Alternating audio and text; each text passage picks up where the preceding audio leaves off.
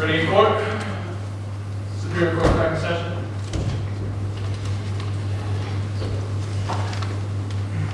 Seated.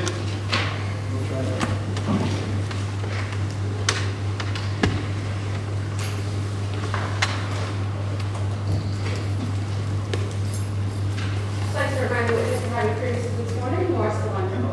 Thank you. Is it at all possible that the last question read back?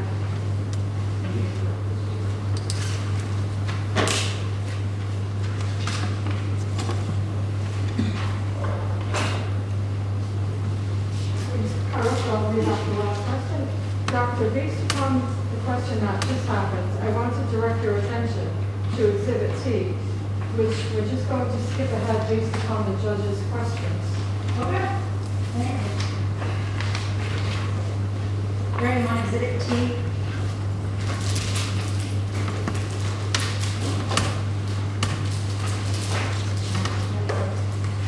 Exhibit T.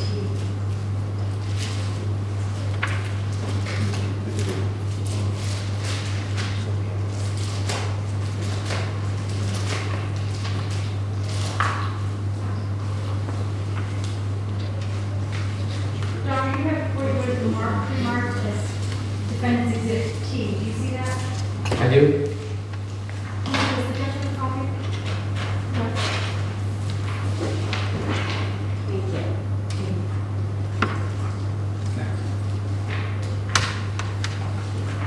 Doctor, you had just talked about masking, source control. I'm directing your attention to Exhibit T, entitled Assessment of Respiratory Function in Infants and Young Children Wearing Face Masks During the COVID-19 Pandemic. Is that what's before you, Doctor? Yes. And Doctor, I believe this article was published on March 2nd, 2021. Yes. Doctor, is this document, you had testified earlier that you used the data dashboards and various articles to help formulate your opinions with respect to the executive orders and the Rhode Island Department of Health's regulation. Was this document one of the documents that was utilized? This document is referenced in the CDC science brief, and so it's one of the references in the section of adverse health effects in children that the CDC used. And when you talk about the CDC science brief, Doctor, are you talking about Exhibit B that we were just testifying about? Yes, I'm talking about Exhibit B. So, Doctor, looking at Exhibit T, first I asked, do you recognize this Exhibit T? I do. How do you recognize it, Doctor?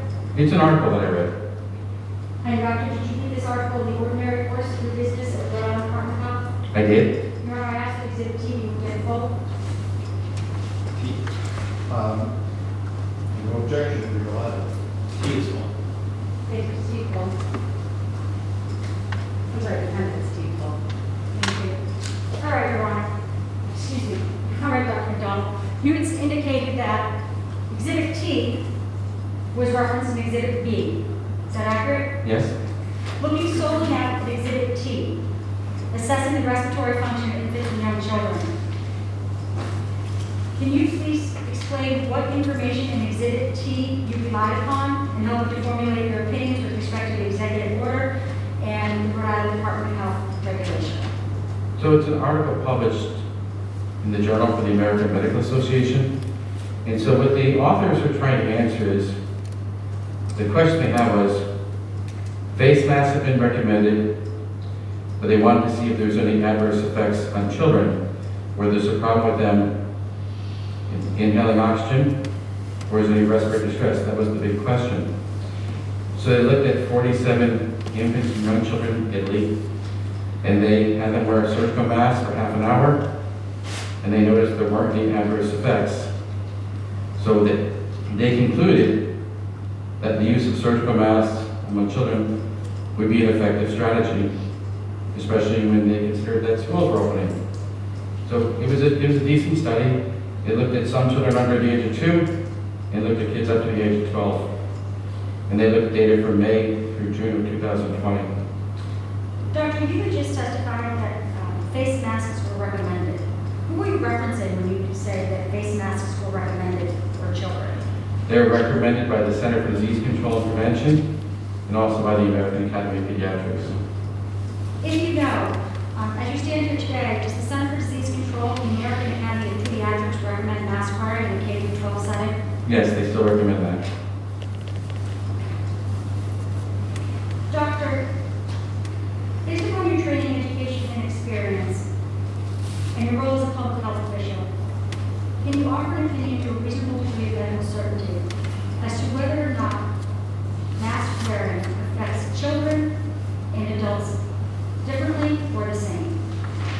I can offer an opinion. Doctor, what is that opinion? I see no reason why they'd be different in adults than children. Doctor, what information do you use to formulate that opinion? Well, I based it on a lot of the information I got from the CDC science brief, but also the studies that they referenced, in particular in the adverse health effects. I actually went into the science brief, and there's a section titled Adverse Health Effects, and so I actually read every study that they referenced. I don't usually read every study in a review article, but I did in this one because I wanted to see where they were drawing the conclusions from. So it's actually references 57 through 63, and they look at these studies, they look at different groups of people. They look at children, they look at people with lung disease, look at people who normally would have healthy lungs, healthcare workers, and they looked at people who were exercising, and they didn't see a change in anyone. So I think their conclusion has merit, and I found it persuasive. Doctor, just to clarify, for the record, you had referenced 57 to 63 in a section titled Adverse Health Effects of Mask Wearing. Is that from Exhibit B? Yes. Thank you, Doctor. Doctor, based upon your training, education, and experience, and your role as a public health official, can you offer an opinion to a degree of medical certainty as to whether or not the observational studies that have been done with adults concerning masking would have a different effect with children and masking? I can offer an opinion. Doctor, what is that opinion? I don't think there'd be a difference. Doctor, why do you say that there wouldn't be a difference? And When you this- look at all the studies in particular, they looked at children and adults, and they're different authors with the same question. So when you look at 8 different studies, looking at different populations, and they all find independently that there aren't adverse effects, I find that persuasive.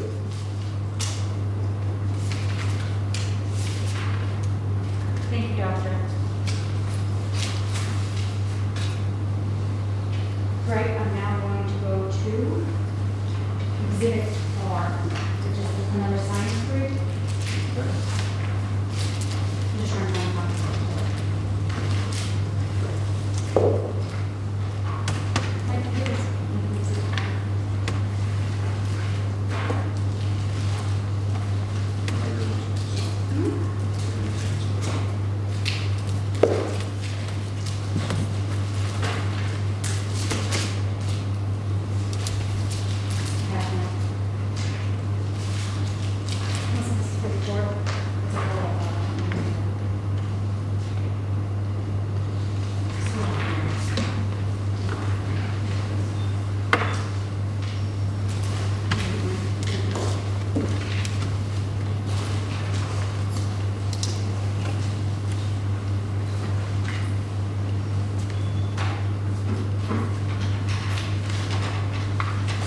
Doctor, I'm giving you what has been pre-marked as Defendant's Exhibit R, a science brief transmission of SARS-CoV-2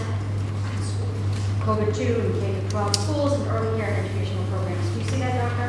I do. Doctor, what is this document? It's a review article published by the Center for Disease Control and Prevention. And Doctor, do you recognize this document? I do. How do you recognize this document? It's a document that I used as part of formulating my decisions and opinions regarding whether masks would be a good idea for kids in school. Thank you, Doctor. And when you say forming your opinion as to whether masks would be good at school, are you referencing the executive orders and the the Rhode Island Department of Health Regulation. I am. Your Honor, I ask that Exhibit R be moved in full. No objection. R is full. Doctor, looking at Exhibit R, can you please tell the court what date this article was published? It's published in its updated version, July 9, 2021. And doctor, specifically, what information in the CDC-produced literature that is before you in Exhibit R was relevant in helping you formulate your opinion regarding the use of masks in the K-12 setting for both the executive order and for the Rhode Island Department of Health Regulation? So this is a review article. They looked at 98 different studies. You know, one of the things that you see really up front with this is everyone recognized that kids do better in school, physically, emotionally, and educationally. And they cite some studies to say that not only do kids do better in school, but if younger children, 0 to 4, are in an early childhood education program, it affects the ability of parents to work, have child care issues. So it was the right group of people that I wanted to learn about, and they referenced several studies. When you look about the rest of this, it talks about how the disease is spread. There's a section about schools and SARS-CoV-2 transmission. So a lot of studies are referenced that just talk about children do get SARS-CoV-2 and COVID, but when there's measures in place to prevent the spread, children acquire this generally from the community. And then when you have a layered prevention approach in schools, you really minimize the spread of the virus in the schools.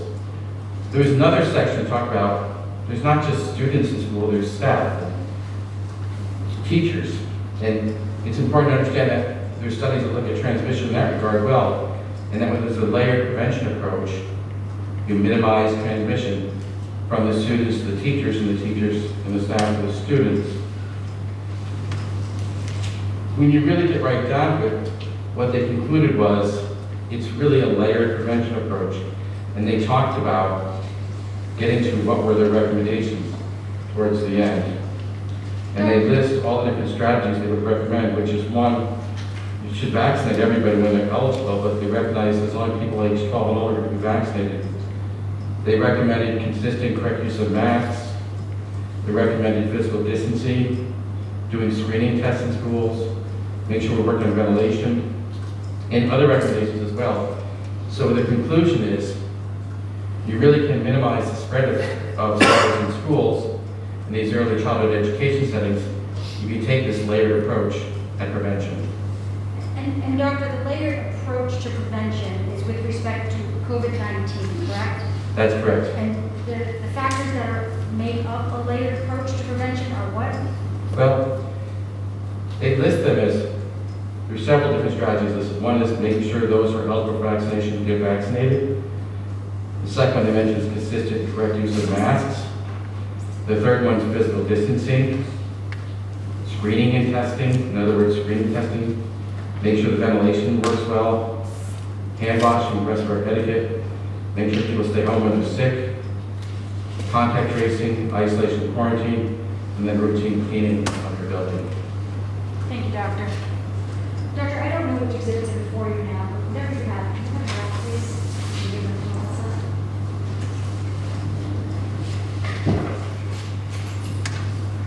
Did you need to review it? No, it's not now. Greg, yes?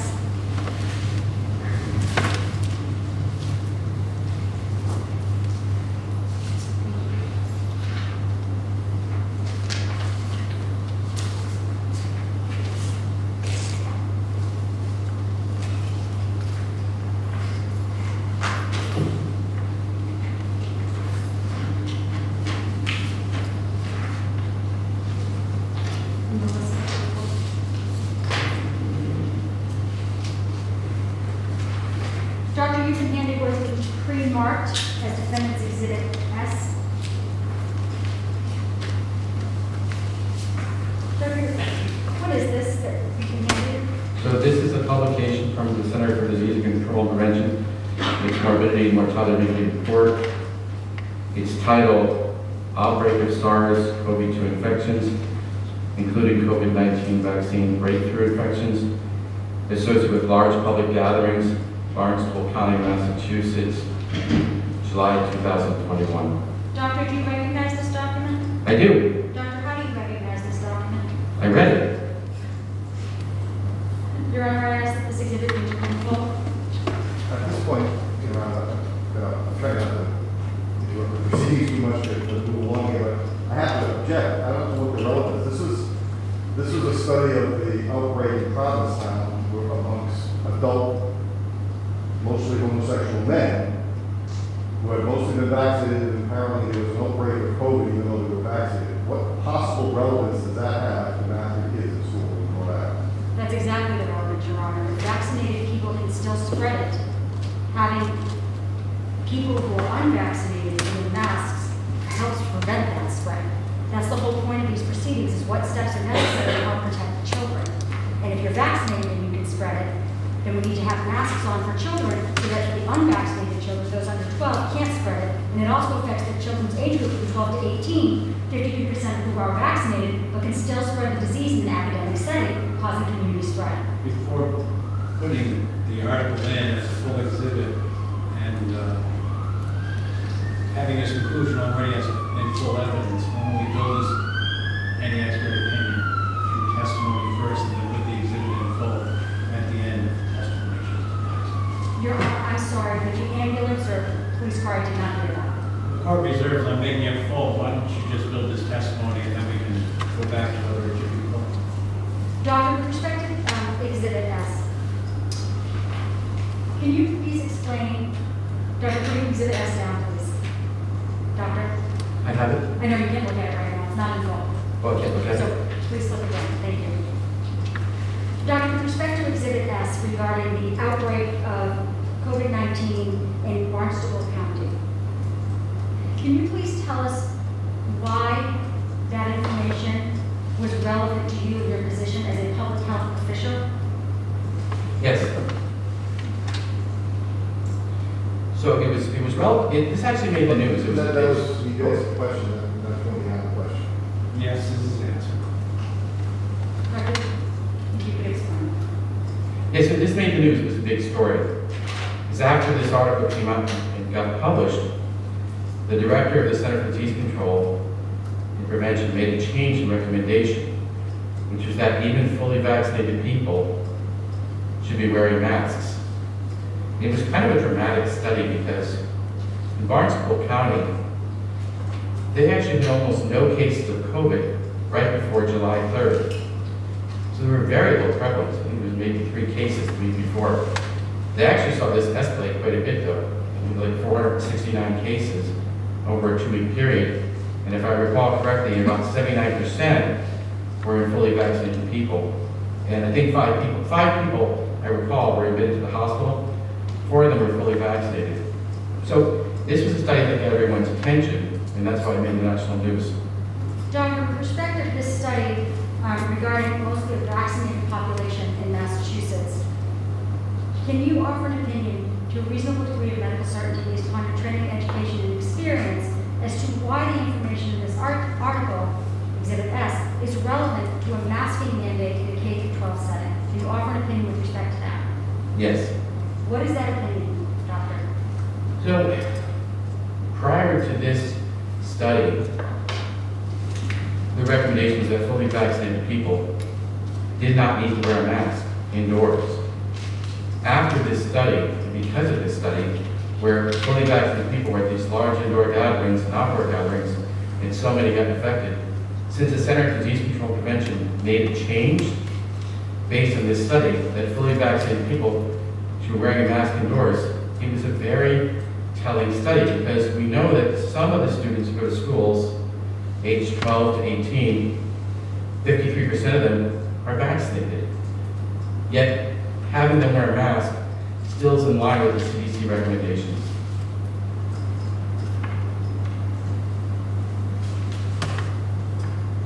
Doctor, does the study as a whole provide information as to whether or not a vaccinated individual can still spread COVID-19? Yes. Can you please explain what the conclusion is with respect to whether or not a vaccinated person can still spread COVID-19? I think this, I'm going to object to the mask answers.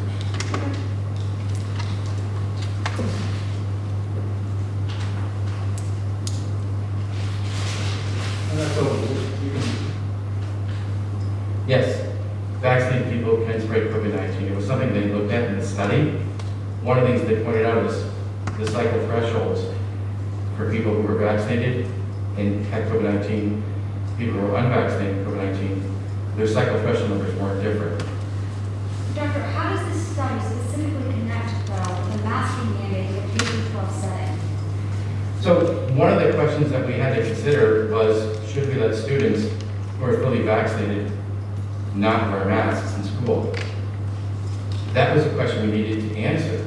But when you look at this study, it's hard to make that recommendation because in this situation, what you see is vaccinated people who are unmasked are spreading COVID-19. So it therefore makes sense that fully vaccinated students should still wear face masks because we don't have herd immunity yet.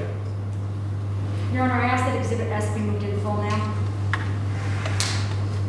Judge, I'm confused. We went through so much testimony about why it's important to get people vaccinated.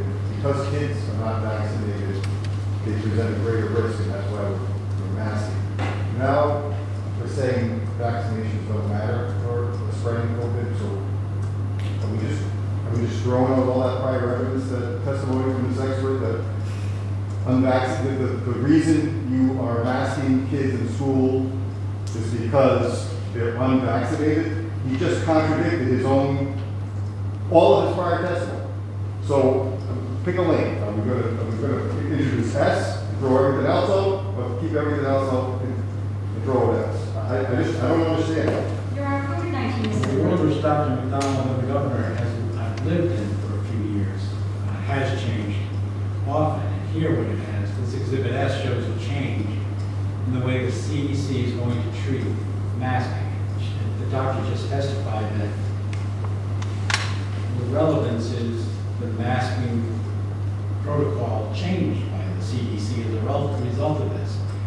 He also showed how it influenced him in coming to conclusions concerning masking, all of which are subject to cross-examination. I'm not saying it's logical or appropriate, I'm just saying it's relevant. So therefore, Exhibit S is relevant, and S is full, subject to cross-examination. Thank you. Yes. Doctor, I just want to give Exhibit S back to Melissa.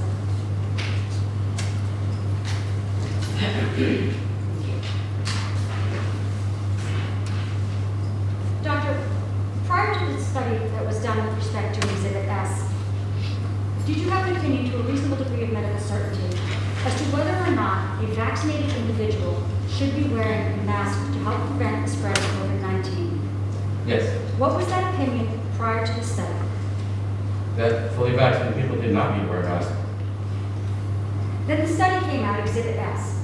And when the study came out with Exhibit S, what was learned from that study with respect to vaccinated people and wearing masks? What was clear is we're not at herd immunity, not by a long shot. And what you see is when you put in that study, 79% of the people who were infected were vaccinated. That's clearly not enough to have herd immunity. What you saw was when you put these folks in large indoor gatherings and large outdoor gatherings, they still spread the virus from one person to the other. And keep in mind, they largely did better because they were vaccinated, so they had better health outcomes. Yet what it demonstrates, though, is that the Delta virus is very contagious, very easy for someone to get infected, and very easy for even a fully vaccinated individual to spread from themselves to someone else who could be unvaccinated or fully vaccinated. So, Doctor, can you walk me into a reasonable degree of medical certainty on your training, education, and experience as to what the point of getting the vaccine is if you can still spread the disease while fully vaccinated? Yes. What is that opinion, Doctor? So vaccine. Your Honor, I'm going to object. I mean, we're not here on whether or not there should be a vaccine mandate. That's a case for another day. In another context of health care workers, we're here about masking. So whether or not he has an opinion about whether vaccines work or how well they work is really irrelevant, I think, in this case. Your Honor, if I may, it's completely relevant because what we're looking at here is a new emerging disease with Delta. Initially, the CDC, the APA, and the doctors under the opinion that, hey, once we get vaccinated, we're going to be okay. But now with Delta came, it changed the landscape. And so that is why being vaccinated and wearing masks is key. And you also have 53% of the school-age population, 12 and older, older being vaccinated. So it goes to why someone who is vaccinated in that age group still must wear a mask in an academic setting, which is the exact point of this hearing.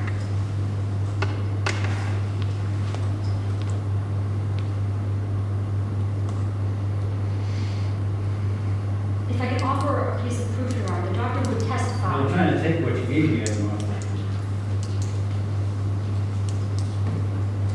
but you continue. Dr. McDonald will testify, Your Honor, that the vaccine helps prevent people from getting really, really sick. It's similar to the flu vaccine. You get it, you can still get the flu, but you're not going to get it as badly. It's a similar concept. And so that's why vaccines and masking go together in an academic setting, which is why we're here.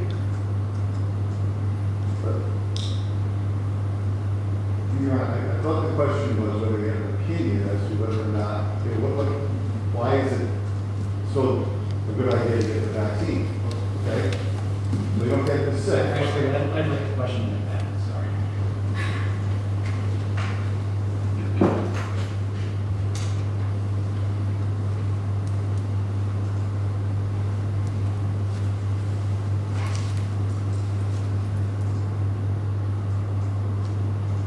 Question. So, doctor, can you offer an opinion to a reasonable degree of medical certainty based upon your training, education, and experience as to what the point of getting a vaccine is if you can still spread the disease while fully vaccinated?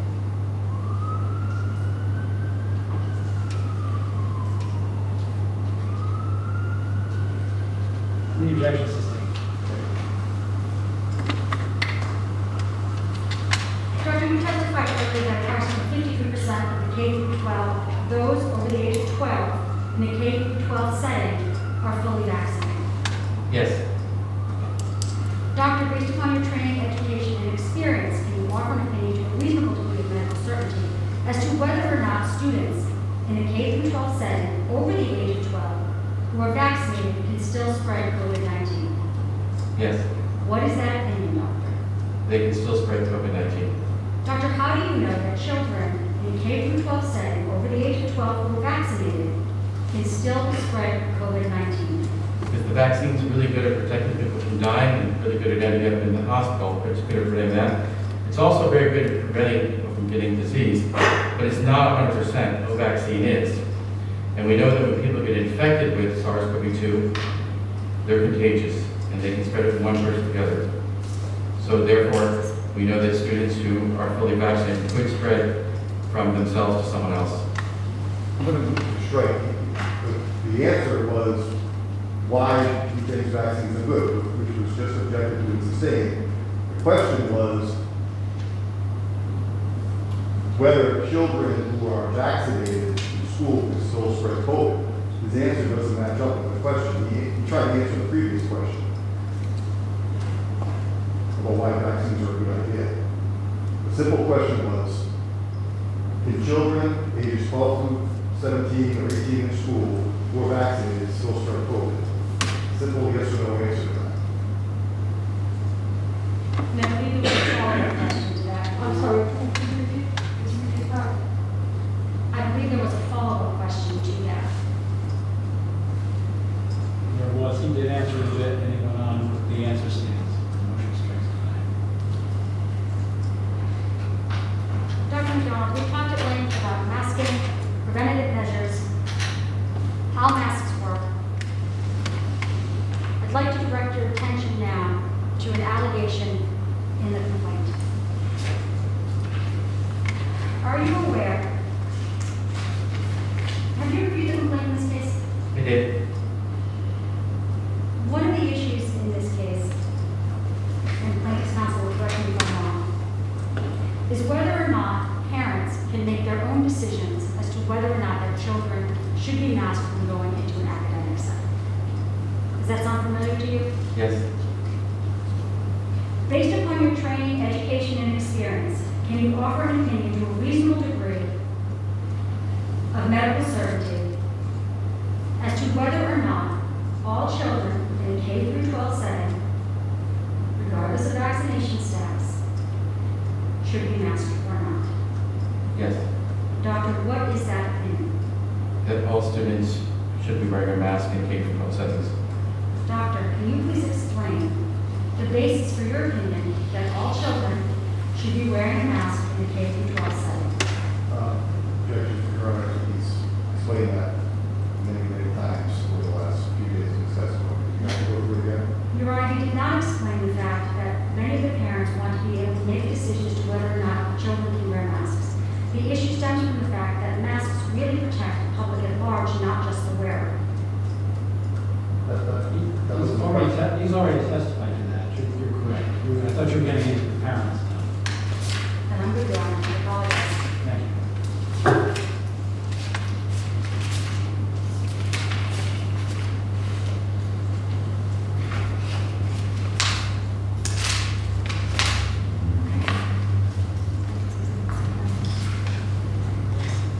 Your Honor, just need one moment. Yes.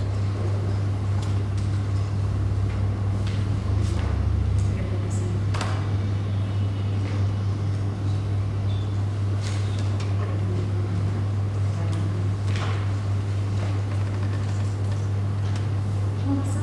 Yes. Is it possible for me to Carol? I'm sorry, I wasn't. Is this me?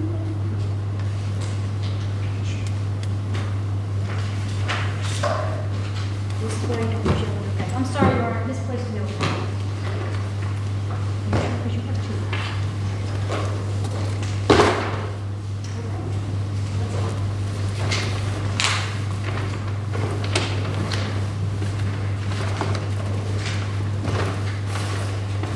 Okay, Melissa, can I please have exhibit 10?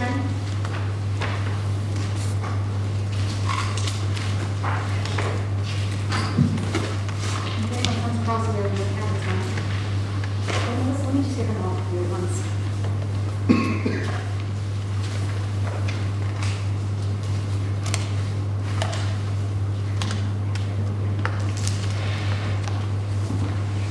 Mayor, could I just have a moment, please? The missing notepad is causing some issues.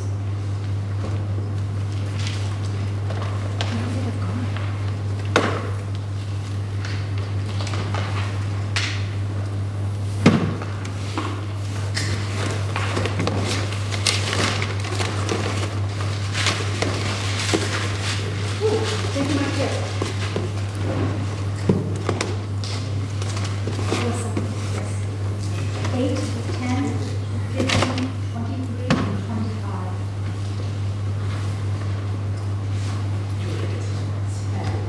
15, yes. 23, yes. Yes.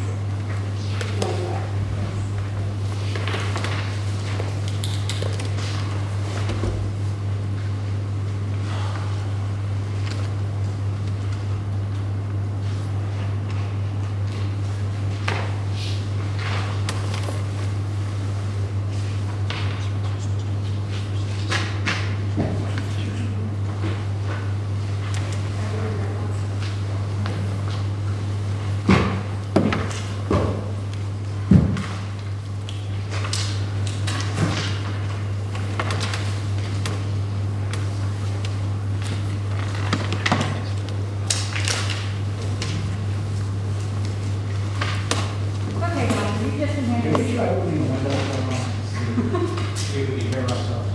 Can we try opening the window? A little bit. I'm sorry.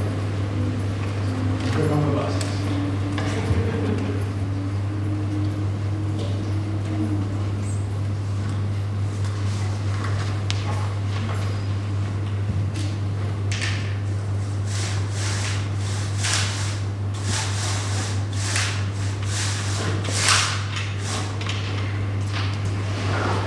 There you go. Thank you, Your Honor. Doctor, I'd like to draw your attention to Plaintiff's Exhibit 8. Do you have that, Doctor? I do? It's entitled Delta Wave, Rhode Island Daily Pediatric Hospitalization. Yes? Doctor, this exhibit was introduced during plaintiff's direct examination of Dr. Boston. Do you recognize it? I do? Can you please, looking at the exhibit, can you please state when the exhibit date begins and ends? It starts on August 1st, 2021, and it ends on October 4th, 2021. Doctor, looking at that exhibit, can you please identify how many hospitalizations there were of pediatric patients prior to the emission of the executive order? Yes, I can. And how many is that, Doctor? If I could have a moment to count. Yes, I apologize.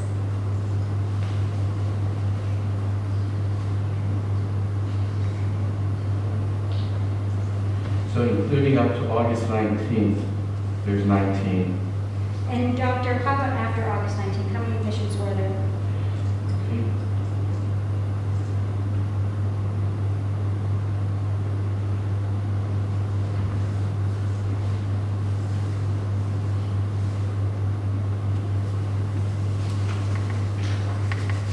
There's 48. Doctor, looking at this exhibit and knowing that there were 19 admissions before the August 19th executive order and 48 admissions after the executive order, what, if anything, does this plaintiff's exhibit 8 tell you?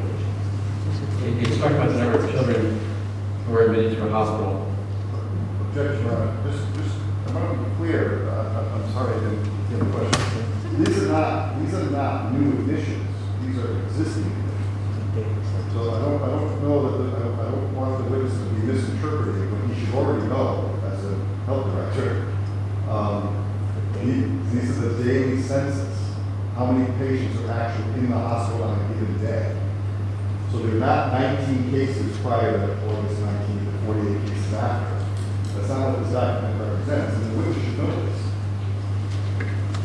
Doctor, looking at the exhibit now. Good question for Cross. Oh, go ahead. Doctor, looking at the exhibit now and understanding what plaintiff's counsel just said, can you please clarify as to how many patients were in the hospital prior to the executive order? But, you know, it's his exhibit. I mean, I don't think it's labeled very well, but it looks like it's average pediatric COVID-19 hospitalization. So he's saying there's generally 1, 2, or 3 or 4 kids in the hospital per day. And does that number increase, Doctor, after the executive order? Yes. Doctor, I want to fast forward now to plaintiff's exhibit 10. You should have that in front of you. I do.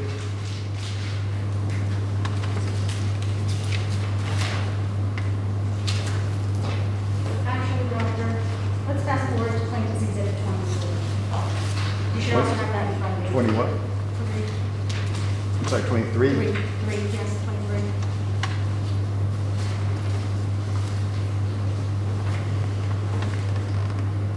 Doctor, do you have plaintiff's exhibit 23 in front of you? I do. Doctor, looking at plaintiff's exhibit 23, on the left-hand column, can you please identify the hyperlink that is listed there? It says it's from slickdeals.net. Doctor, as a medical professional, are you familiar with the website slickdeals.net? No.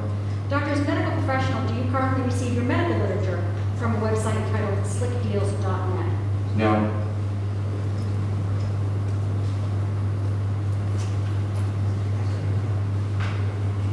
Doctor, as a medical professional in the Rhode Island Department of Health, have you ever received medical literature from a website titled slickdeals.net?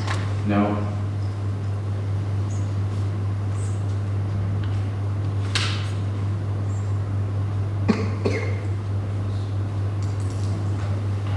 Your Honor, we still have some housekeeping measures. We have Dr. McDonald's resume that we need to introduce. I believe plaintiff's counsel has already agreed to that. Outside of that, the state would like an opportunity to just kind of pause and make sure we have all the exhibits entered into evidence. And I believe all the questions have been covered, but I would like a moment to confer with my co-counsel. So would it be possible to just wait to get Dr. McDonald's affidavit, which is being walked, resume, which is being walked over, and use that time to confer with co-counsel? Sure, we're obviously going to need another day for Dr. McDonald. Unfortunately, yes. Are you near the end of your testimony? I am, Your Honor. Okay, we can break now for the day instead of make some request on Hey, Your Honor, just so that the record's clear, if we can introduce that exhibit, Dr. McDonald's CV. There's obviously no objection. I don't know if we have to do it on the record or whenever we get it, if that's sufficient, I say it now. And I appreciate that. It's still like an opportunity to make sure all the exhibits are done and an opportunity to confer with co-counsel. Of course, no problem. So, can we break now for the day? Thank you, Your Honor, yes. We'll break now for the day and Dr. McDonald's station, okay? You're excused for the day. Thank you, Your Honor. Oh, I'm sorry. Do we have a time for tomorrow? Are we on tomorrow? Why don't we talk? Don't we conference? Can I move this here? No? Thanks. Department of State. Thank you, Your Honor. All rise. Course adjourned. I'm sorry. I don't, sorry.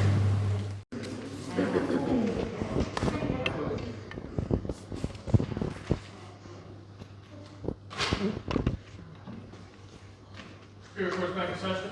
The Honorable Jeffrey LeBlanc here presiding. You may be seated. Thank you. Matter of PC-2021-05915, Richard C. Southwell versus Daniel McKee. Defense counsel has pre-marked exhibits N through U for identification. Counsel, could you please identify yourselves for the record, please? Remember, you could run with the plaintiffs?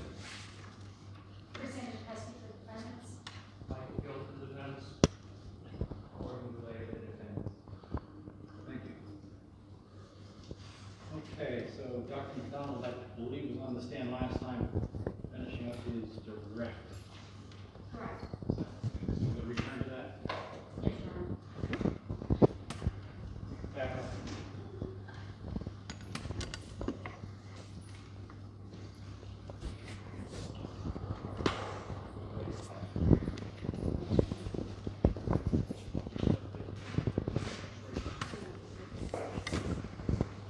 If you could please, I'm sorry, please try to use the defendant for both of you could just state your name again for the record. I am Dr. James McDonald.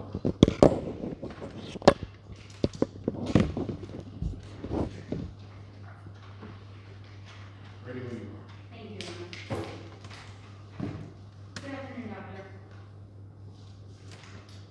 Doctor, when you were here testifying last week, you had left off on discussing Plaintiff's Exhibit 4, Executive Order 2186. So I'm going to go back to that executive order. In fact, I should ask Ms. Cat first. Plaintiffs 4 and 5, please. Plaintiffs 4 and 5.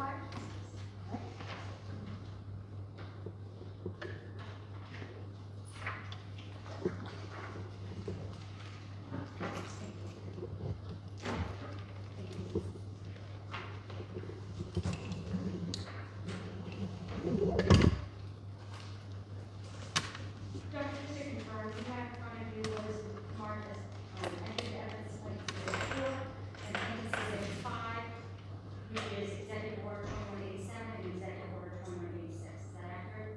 Yes.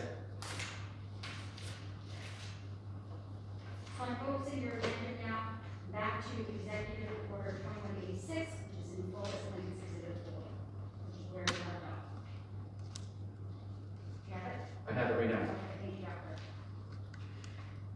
When you last testified, we had left off testifying something to the effect of that you knew that the current school year, 2021 to 2022, would be different. Do you recall that testimony? Yes. Can you please explain why you knew the 2021 to 2022 school year would be different? So the Delta variant was the dominant strain in Rhode Island as of July 4th. So that was the difference. Another big difference was we really wanted to get children back in school, all of them. And so we knew that would require them being within 6 feet of each other. We also knew that although a lot of people were vaccinated, no one under 12 was vaccinated. Some of the kids, 12 and older, were vaccinated, about 53%. But the majority, none of the kids under 12 were vaccinated. These were some of the differences that were there. The biggest difference, though, was the rise of the Delta variant, which went from almost none before July 4th to becoming the dominant strain within 3 weeks. And Dr., the factors that you just listed, 50% of the K-12 population over 12 have been vaccinated. You knew that the Delta variant had become dominant and decided to get kids back in school. factors in advising the governor with respect to Executive Order 2186-4? Yes. Looking at Plaintiff's Exhibit 4, can you please go to page 3?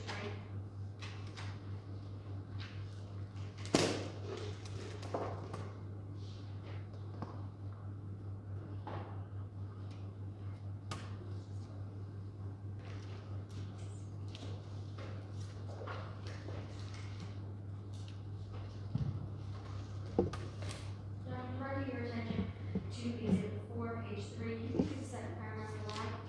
It says, whereas Rhode Island Department of Health's modeling team of statisticians and public health professionals reports that, based on its statistical analysis, without continued and improved mitigation measures, the Delta variant may cause an increase in the rate of deaths by the end of September 2021.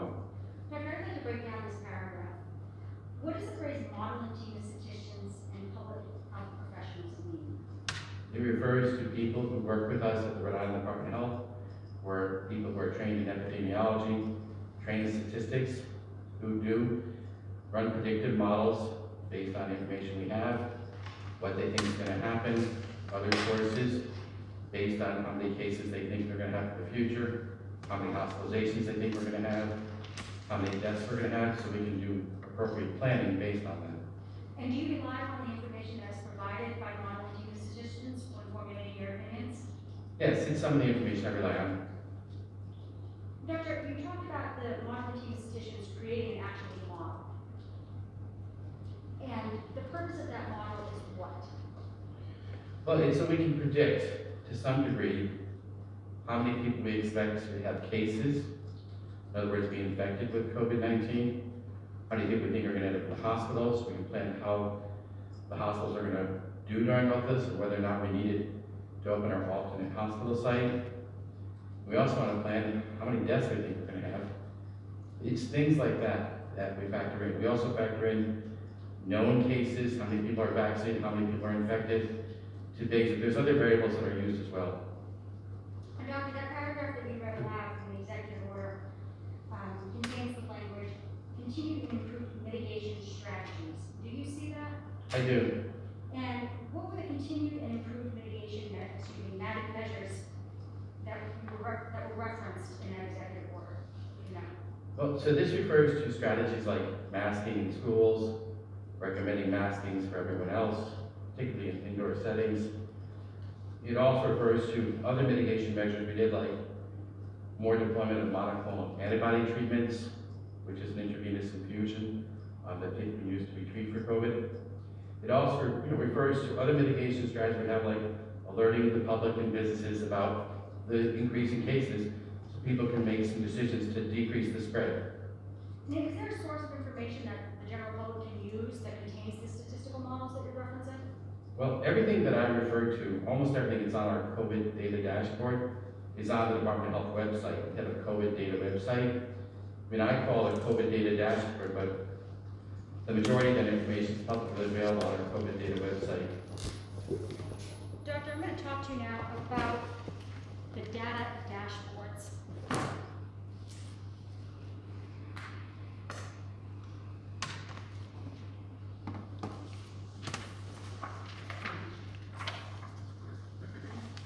Doctor, I'm approaching an exhibit that's been pre-marked as Exhibit N.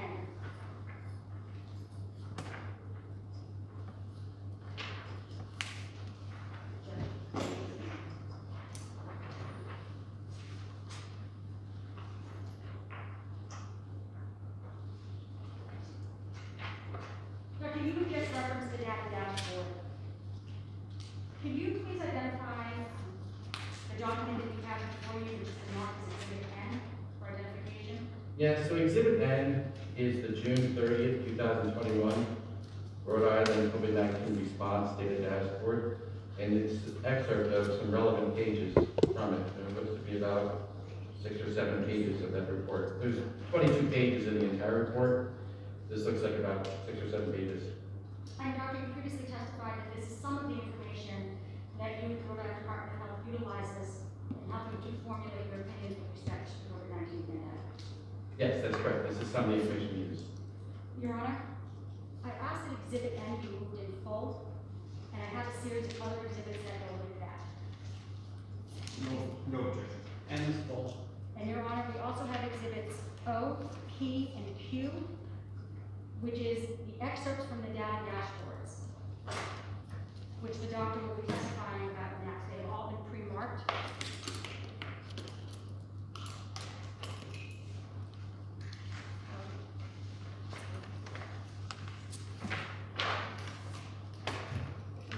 This is O. This is P, right? August 5th is P. The last one's Q.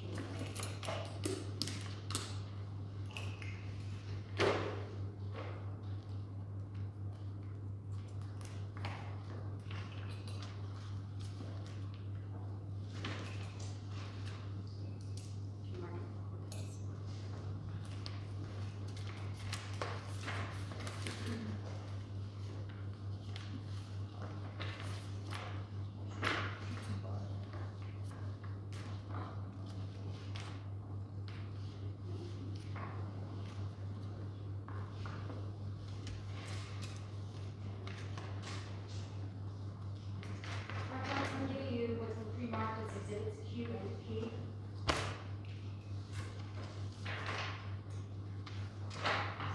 Q and P.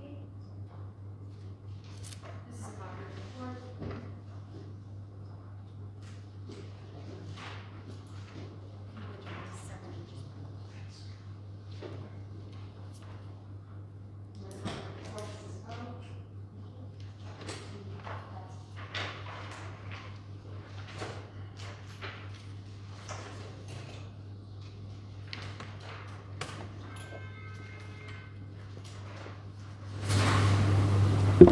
Okay, just to review what is before you, Doctor, and the data copy of the report as well as before the council. You have before you Exhibit N, which has already been entered in full. You also have before you Exhibit O, which has the July 7th, 2021 date on it. Exhibit P, which is August 5, 2021. And then finally Exhibit Q, which starts with date September 1st, 2021.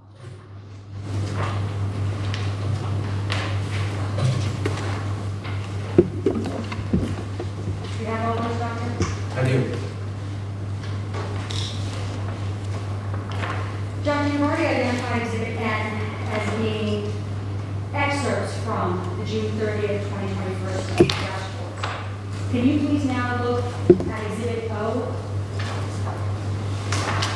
Yes. Doctor, Exhibit O has a series of marked tabs. Can you please identify what those tabs are for the report? There's one tab that says July 14th. There's another tab that says July 21st. And there's another tab that says July 28th. And Doctor, looking at these three tabs, can you please identify for the report what these materials are? So the first one is July 7th, page 1 of our COVID data dashboard. And July 14th, that tab refers to page 1 of the July 14th COVID data dashboard. When I look at the tab for July 21st, it refers to the top page of the July 21st, 2021 COVID data dashboard. And then the tab marked July 28th refers to the top sheet of the July 28th COVID data dashboard. And behind each of the tabs that we just referenced, Doctor, the 7th, 14th, 21, and 28, there are additional documents that follow it. Are those documents the same documents that were referenced in the June dashboard? Yes, they are. Your Honor, I ask that exhibit be moved in full. I have no objection. Can I just have an additional question, point of clarification? So we had L1 through 13, is those being removed as exhibits? So L1 has already been entered in full.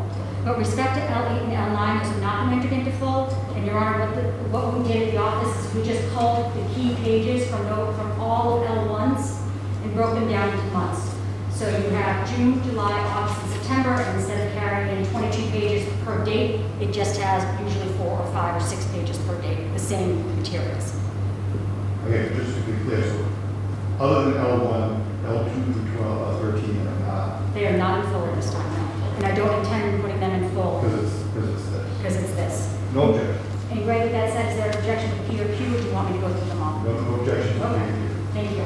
O and Q are all full. And Q are full. Okay, Doctor, we're now going to focus our attention on the data dashboards before you, which you can testify are excerpts from the various months. All the exhibits are entered into full. The ones before you are June, July, August, and September. You testified in formulating your opinion with respect to masking in K-12 setting. You relied on the data dashboards. I now want to talk about the pages at issue. We're not going to go through every set of pages because they're substantially the same thread. But I want to break it down as to why the information is relevant to your position as a public health official. So first, Doctor, looking at the front page of Exhibit N, if you will. And again, the front pages are the same except the different data are placed upon the page. In your position at, I'm sorry, Doctor. I have the front page of Exhibit A. Doctor, in your position as Rhode Island Department of Health and Director of the COVID unit, can you please explain why page 1 of Exhibit N is relevant in helping you formulate your opinion as a medical director at the Rhode Island Department of Health with respect to masking? Yes. Go ahead, please explain. So it's an overview of cases. If you look in the upper left-hand corner, there was only 10 new positive cases on that day that were reported. Other things that are important is it shows on June 29th, only 2 people were admitted to a hospital. We only had 19 people in the hospital with COVID, only 3 in the intensive care unit, only 4 on a ventilator. In the little table below that says estimated prevalence of infection, one of the things you see, it says CDC community transmission in blue, and it says 9.9. So we were at low transmission. That was important because that's where we wanted to be. We had achieved our goal of low transmission. Other information on here is about vaccination rates. What was the 7-day average doses per day? What's the percent of Rhode Islanders with at least the first dose? What's the percent that were fully vaccinated? And we have some testing data. Then we have some projected community immunity. In the bottom, it just talks about how we're doing with our case investigation and contact tracing. These are the things we look at this page. And Doctor, I want to direct your attention to the next page. We're still on Exhibit N. But again, we're substantially the same. This page is entitled Hospitalizations. Can you please explain how the information on this page entitled Hospitalizations helped to shape the Rhode Island Department of Health's opinion, your opinion, with respect to masking in K-12 setting? So if you look at the top left-hand corner, it says current COVID hospital occupancy, no surge capacity. I see there's 7.1% COVID hospitalization, which is a very low number. And he goes on to just say, what it is in the intensive care unit was only 10%. So these are very low numbers. The little table below is a picture of the entire pandemic. When it comes to certain parameters of people in the hospital, it includes new cases, then below that is historical COVID hospital occupancy, and then what the projected hospital occupancy will be goes, of course, into the future. The chart below that talks about current overall hospital occupancy. It says 81% is total percent utilized. And it really just gets into what the percentage is of the ICU. In June 29th was 62.6%. And then the little graph below just shows similar information in just a different picture format. So this is really just an overview of what's going on in the hospital. And Doctor, with respect to the language, current overall hospital occupancy, is that solely based in the state? Yes, this is based on what's available in Rhode Island. So it's only for Rhode Island hospitals? That's right. Doctor, going to the next page, entitled Hospital Beds and PPE. Yes? Can you please explain how this document helps to shape your opinion as a medical professional of the Rhode Island Department of Health with respect to masking in a K-12 setting? So this page has the National Emergency Department Overcrowding Scale. It's a score, and it includes different elements that I've already covered in testimony, so I won't read it again. But the score really speaks to what is the 7-day average. So if you look at the column to the far right, you see each hospital has a score and a color code connected to it. When the score is 181 to 200, that's concerning because that means that particular hospital, emergency department and hospital, is dangerously overcrowded. On this particular day, only one hospital, the Myriad, was considered dangerously overcrowded, whereas the other hospitals were in different stages. Some were considered simply overcrowded, and some were severely overcrowded. Only one hospital was actually considered just busy, and that was Women and Infants Hospital. The little chart below, it talks about personal protective equipment days on hand, available in the warehouse. Just shows how we're doing in acquiring and maintaining personal protective equipment for the hospitals and other healthcare providers who need supplies who need this. That's generally been pretty well throughout the last several months. Dr. Turning to the next page.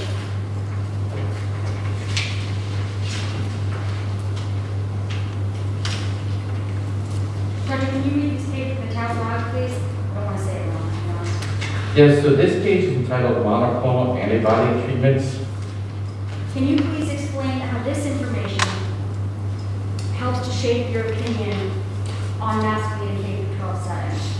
So this is the current treatment that's authorized by the Food and Drug Administration under emergency use authorization for people who have COVID-19.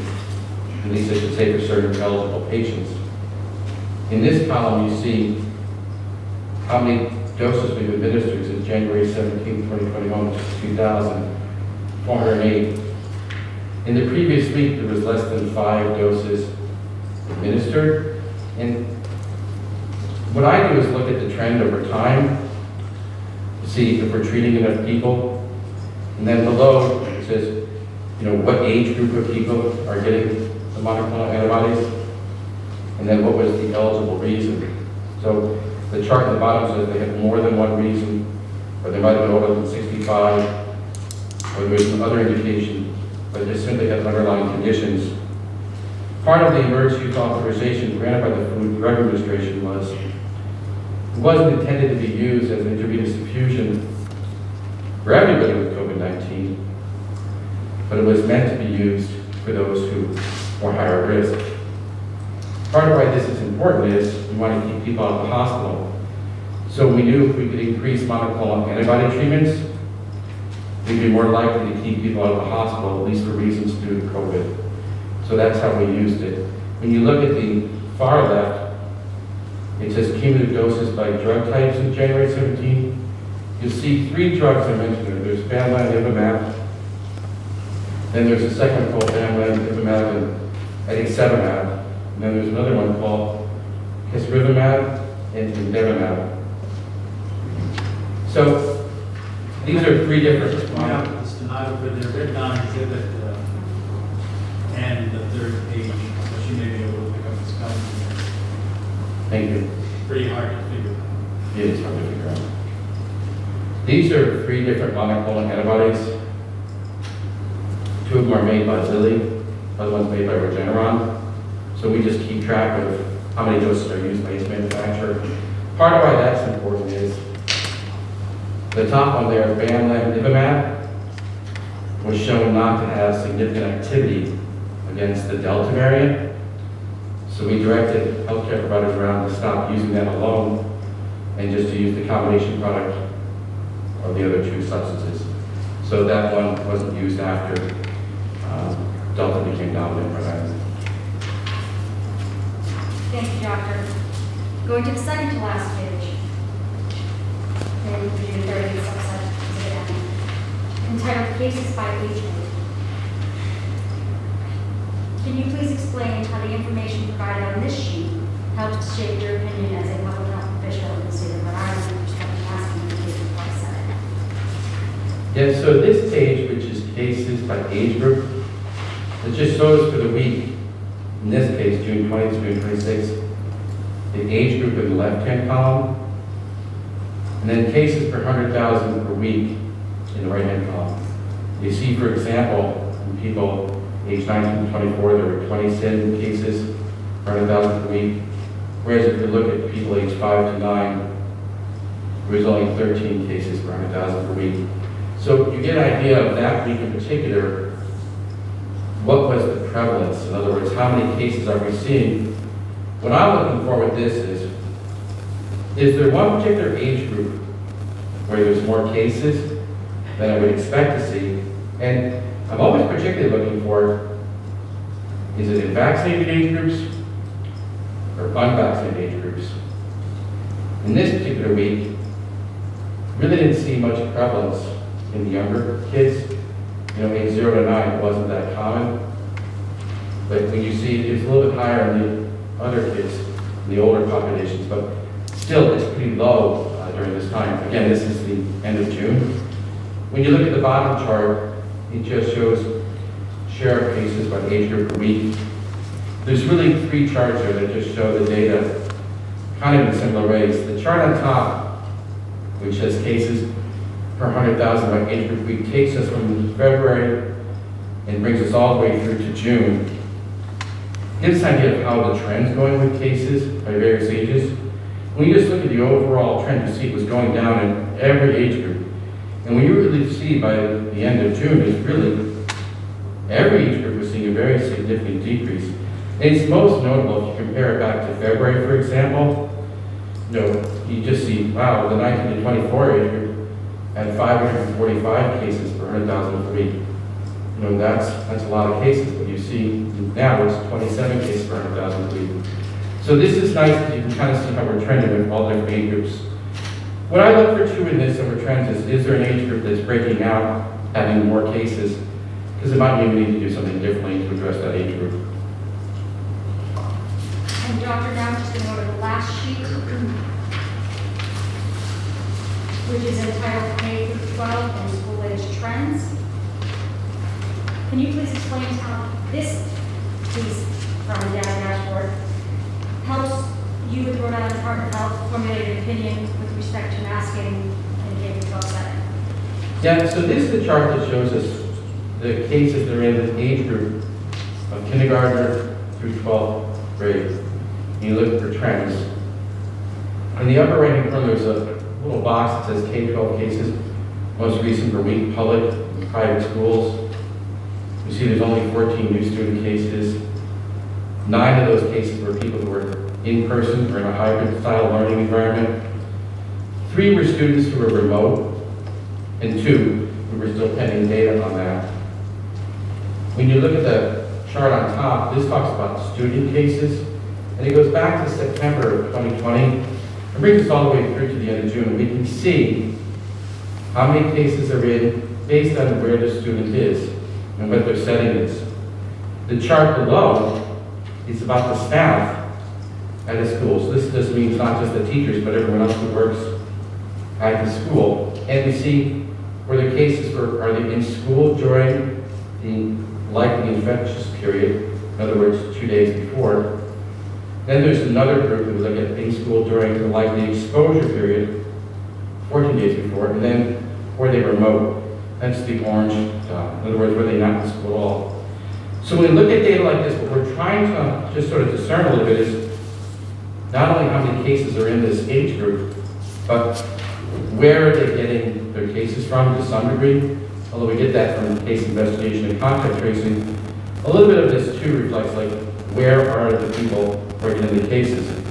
One of the things you just see in the top chart when you look here at the orange bubbles, which refers to people who are remote, not in school, and you see there's a lot of cases in the orange group.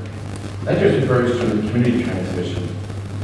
And just because someone's in the blue group, that they're in school during the infectious period, doesn't mean they got COVID in school. In fact, it's really not the case.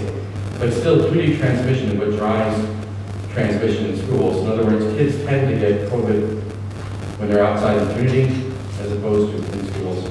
So that's some of the data we put here, but we keep track of what's going on in the schools.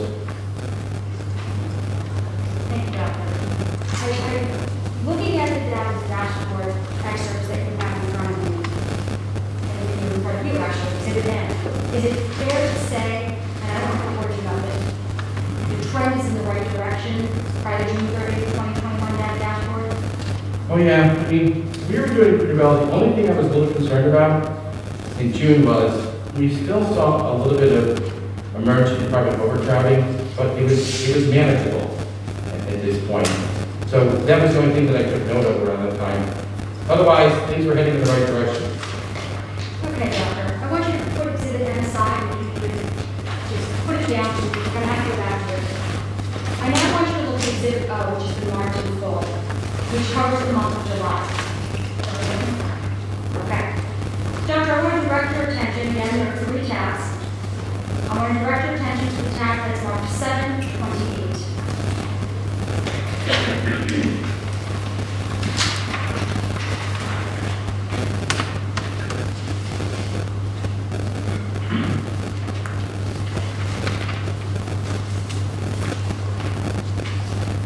You have it, Doctor? I do. Doctor, I want to direct your attention to the last page of the exhibit, which is entitled Cases by Age Group. Do you see that? Yes. And I want to direct your attention to the top graph chart. Sorry, not.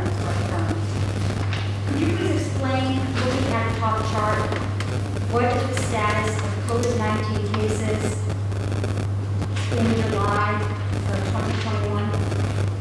So when you look at this information here, what you get a flavor for is the increase in cases. In other words, if you look at the chart, the line chart on the top, which goes from February all through to July, you see the cases were initially pretty high. For example, I mentioned that 1924 earlier, having 540 cases, 100,000 a week, back in February 28th. But you really see it drop down to a very small number come around the 4th of July. But then you see all the age groups increasing July 11th and July 18th. So what you really see is the cases were going well, but now we're heading in the wrong direction. When you look at the box inlay, it shows the number of cases. When I looked at the previous exhibit, we were talking about cases like 13, 15, or 25 per 100,000 per week. And Doctor, just to clarify, you're talking comparing to exhibit N. Yes, comparing to the ends. Now, when you look at cases by age group, we're seeing, in the 25 to 29 group, there's 90 per 100,000 per week. And you see the lowest 5 to 9-year-olds are 56 cases per 100,000 per week. What you really see is in every age group, cases are going up over time. That's something we see. The chart below shows the share of cases by age group per week. It's the same data presented just in a bar chart. It's really the preference of who likes to look at charts. But this just shows cases are increasing. Doctor, based upon your training, education, and experience, and your current role in the field of public medical, and your current role in the COVID-19 unit, can you please offer an opinion to a reasonable degree of medical certainty as to why cases were increasing in July based upon this chart? Yeah, we knew from the Rhode Island State Health Lab that we were seeing Delta variant in the state. It's been reported nationally as well. And when I mean we knew what we reported was we can hold genomic sequencing in our state health lab, a representative sample of specimens. What that means is if someone had a PCR test and we had the specimen in our lab, we can actually sequence the genome of the virus and identify whether it was the original strain or a different type, like a variant. What we started seeing after July 4th it was the Delta variant. It was concerning to us because we still knew we had a very large population of people in Rhode Island who either didn't have the vaccine or weren't infected. In other words, we had a large population of people in the state, over 300,000, who were susceptible at that point. So it was concerning because we saw we're heading in the wrong direction. We clearly weren't done with the pandemic. Now, Doctor, I want to skip ahead to Exhibit P, which is marked in code at this point. And again, there are multiple tabs on the side. Doctor, I want to direct your attention to the 818 tab. Do you see that? I have located the August 18th tab. And Doctor, I want to direct your attention to the page entitled Cases by Age Group. I have the page cases by age group for August 18th. And Doctor, can you please identify, for the record, what time period is covered by the top chart or graph? So this is August 1st No, to Doctor. August 7th. And it talks about cases per 100,000 per week. by age. Doctor, hold on for 1 second. I was on the 818 tab. Which tab are you on? August 18th. On the tab entitled, I think right now I'm on the same page here. Cases by age group? Yes, I'm right there. Okay. I see where you're getting the information from. Okay. Go on, Doctor. I So- apologize. It illustrates the number of cases per 100,000 per week. And it does it in multiple formats. What you see is there's a line graph which goes from May, you hit there in June 27th where things are pretty low, down to July 4th. And then you can see the case numbers trending up for all the age groups. And you really see that by August 1st. When you look over here in the box chart, it shows you the rate of cases per 100,000 per week. And by way of example, the 25 to 29-year-olds, we're now at 206 cases per 100,000 per week. When you look at the 5 to 9-year-olds, we're at 147 cases per 100,000 per week. This is all very important because the Center for Disease Control and Prevention has different definitions of your level of community transmission based on the number of cases you have per 100,000 per week. On the June 30th one I referenced, we were at 9.9 cases per 100,000 per week. It was the only week we were at low prevalence. You see now, though, that we're well over 100 cases per 100,000 per week in every age group. So we're in what's called high prevalence, in other words, high transmission, as opposed to other types of transmission which are moderate or substantial. So it's very concerning at this point because now you see from where we're doing pretty well July 4th, we're consistently heading in the wrong direction in every age group.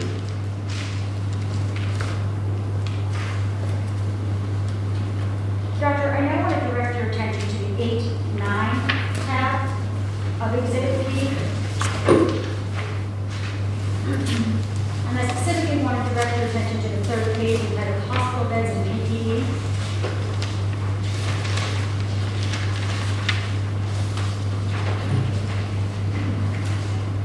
Yes, I have the page. Doctor, you just testified a few moments ago that COVID cases are starting to increase as indicated by the chart for August 18th. At the same time the COVID cases are increasing, I want to direct your attention now to the hospital beds and PPE status in the state of Rhode Island. Doctor, this information was updated, obviously, to the dashboard. Can you please explain, looking at the chart in front of you, knowing that COVID cases are increasing, how many hospitals in Rhode Island have an EDOX level of dangerously overcrowded? Yeah, so there's 10 acute care hospitals listed on the report. That's all we have in Rhode Island. But 4 of the hospitals are dangerously overcrowded.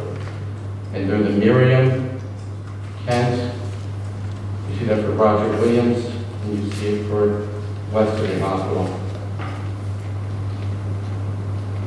And how many hospitals, doctor, have an EDOX score of severely overcrowded?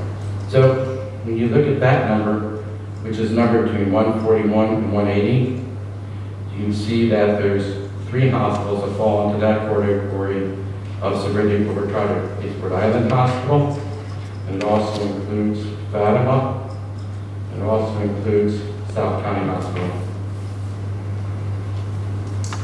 Doctor, knowing at this point in time, going back obviously to the time frame of this chart, that 7 hospitals in Rhode Island are either severely overcrowded or dangerously overcrowded, and COVID cases are increasing, as we saw from the prior exhibit, can you offer an opinion to a reasonable degree of medical certainty as to what this information as a whole meant to you as a public official? Yeah, what I saw was Hold the on, Delta. Doctor. Can you offer that opinion? Oh, yes, I offered. Doctor, what is that opinion? So what I saw was, we knew at this point the Delta variant was dominant. We knew really every case was Delta at this point. What I also knew was that our hospitals were very overcrowded and dangerously overcrowded, so it's very concerning. Not because you just may not be able to take care of COVID cases, but you may not be able to take care of anyone.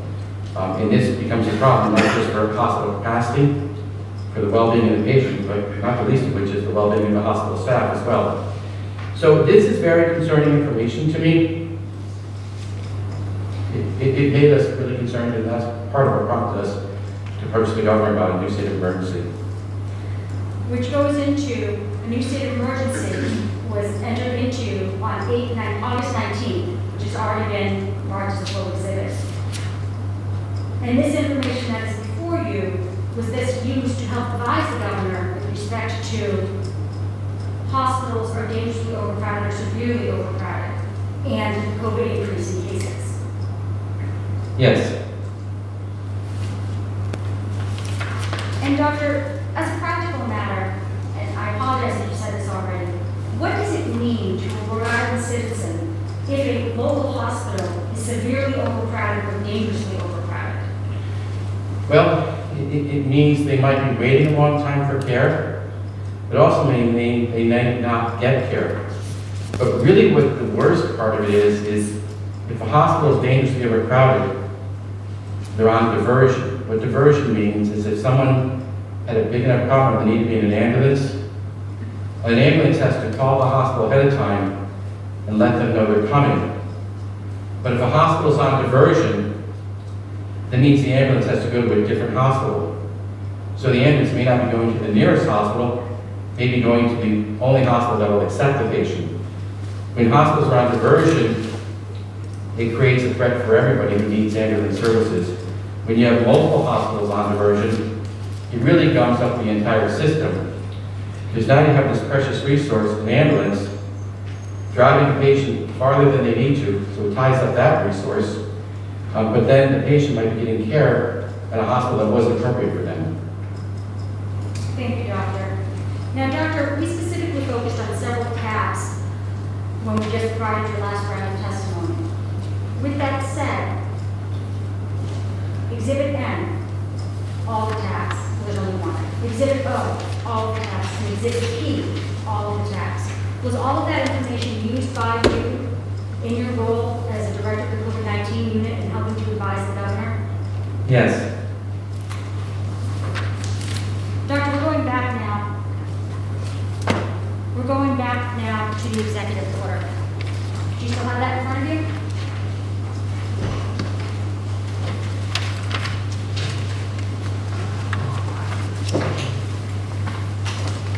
I have the executive order. Doctor, I want to direct your attention, please, to Exhibit 4, page 3, third paragraph. Can you please read this aloud? Whereas this increasing prevalence of the Delta variant poses a significant and imminent risk to Rhode Islanders of increased symptomatic disease, hospitalization, and death, and Doctor, what information did you utilize in advising the governor to help formulate the statement of increased symptomatic disease, hospitalizations, and death? well, a lot of the data in the COVID data dashboard that we just talked about was data that we used. I also used the knowledge I had from being in the pandemic from the very beginning. I also used the knowledge I had that there was still a large percentage of Rhode Islanders who were susceptible, either hadn't had the vaccine or hadn't been infected. Doctor, based upon your training, education, and experience, do you have an opinion to a reasonable degree of medical certainty as to why there was an imminent risk to Rhode Islanders at this time? Yes. Doctor, what is that opinion? But we had so much Delta variant, and it was rapidly contagious and spreading from one person to the other. We had a large population of people that weren't immune by either vaccination or infection. We also had an overwhelmed hospital system. And when you put all that together, I call that an imminent risk to Rhode Islanders. And that's my conclusion there. But Dr., why is it then a risk to Rhode Islanders? Because people are susceptible to get the disease, and the disease has a mortality rate. The disease causes morbidity when they may end up in the hospital.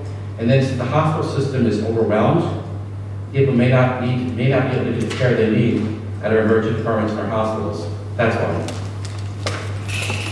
Okay, Doctor, I'm going to ask the sheriff to take back all the exhibits in front of you except for Exhibit Q. And I'm also going to approach Melissa and ask if I can have Exhibit H, which is the Rhode Island Department of Health Regulations. That was done in September.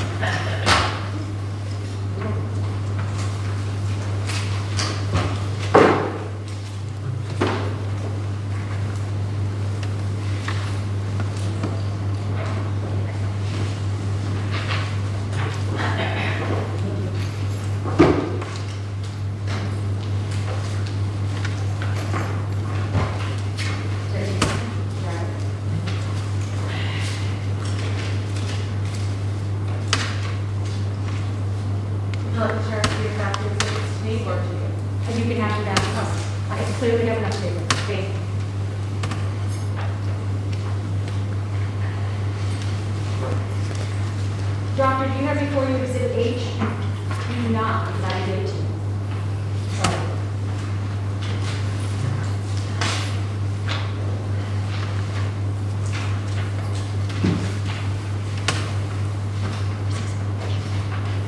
Okay, Doctor, we just spent the last portion of your testimony talking about the information that you used to help advise the governor with respect to the 2 executive orders issued on August 19th, 2021.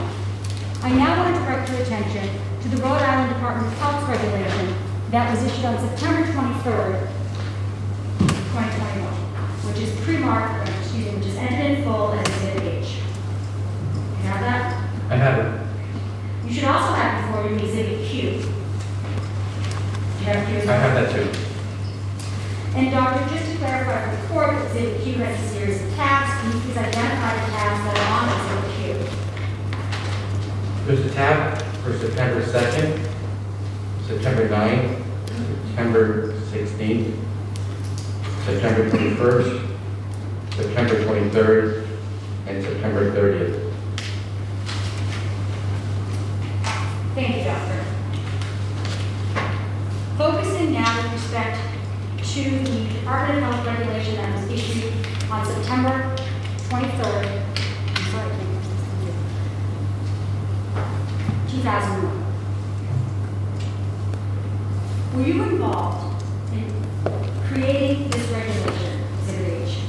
Yes. What was your role in creating Exhibit H? I'm the medical director, so I give medical guidance.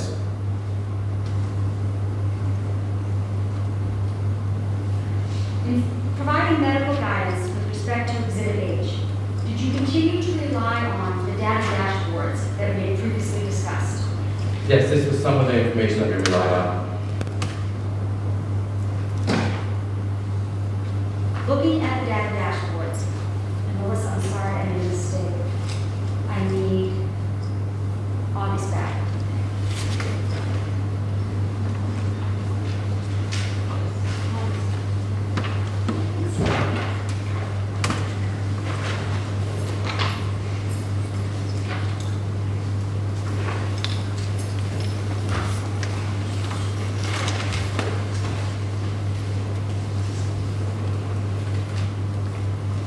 Doctor, looking at Exhibit P, which is the data dashboard excerpts from August, I want to draw your attention to August 26th. And Doctor, would you agree with me that August 26th is after the declaration that was issued by the governor? Yes. I want to draw your attention with respect to the August 26th information in Exhibit P. I want to draw your attention attention to page entitled Hospital Beds and PPE. Should be the third page of that section. I have the page. Thank you, Doctor. Doctor, the information that is before you, what is the applicable date with respect to this chart? So it said hospital bed was updated August 22nd. The NEDOC score was updated August 24th. The PP data was updated August 26th. So at this point in time, we're less than a week after the executive order, correct? Yes. Looking at the NEDOC levels in this exhibit, can you please explain to the court the status of Rhode Island hospitals on or about August 24th, 2021? So when you look at the number between 181 and 200, 6 of the 10 acute care hospitals are dangerously overcrowded. You see that 2 of the hospitals are severely overcrowded. There's only 1 hospital that's considered extremely busy, but not overcrowded. That appears to be Newport. And then women and infants was just considered not busy. So, correct me if I'm wrong.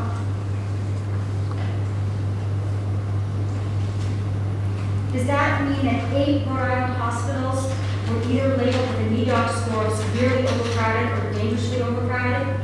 Yes, 8 of our 10 hospitals will be either severely overcrowded or dangerously overcrowded.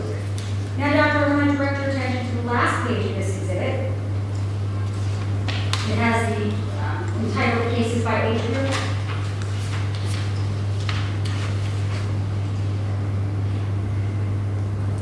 You see that, Doctor? Yes, I have it.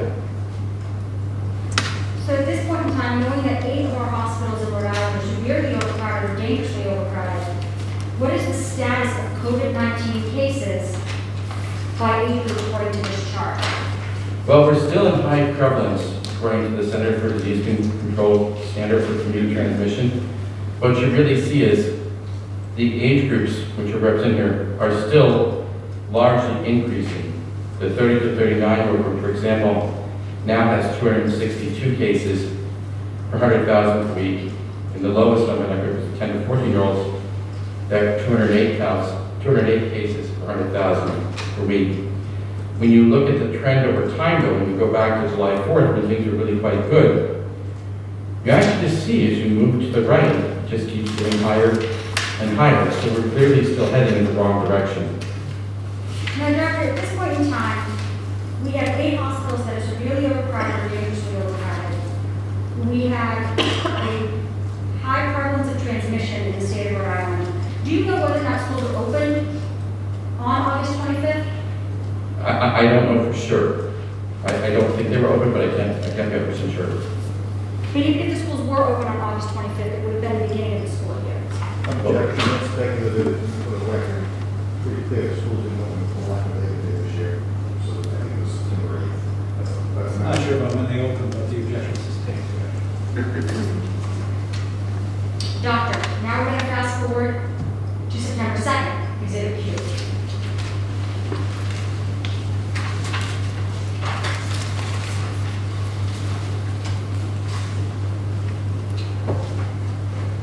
Okay, I've got the exhibit. This exhibit has 6 tabs. I would like to direct your attention to the 916 tab.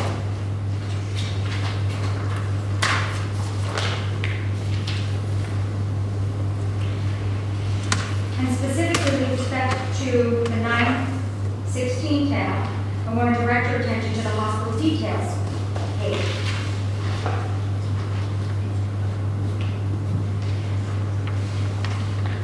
Are you there, Doctor? I am? Doctor, can you please explain,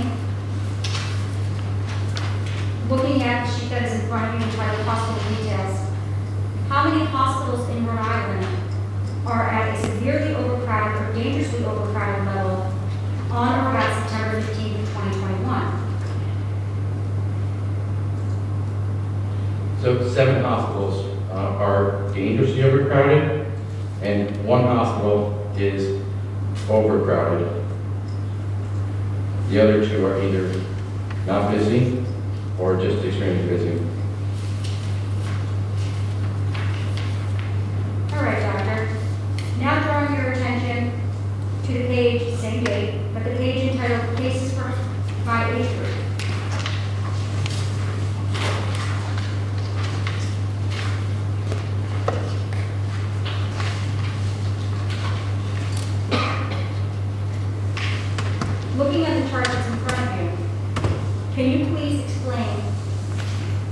what is the status of cases by age group on or about September 5th? So what you see for the week of September 5th or September 11th is we're still in high transmission according to the Center for Disease Control Prevention.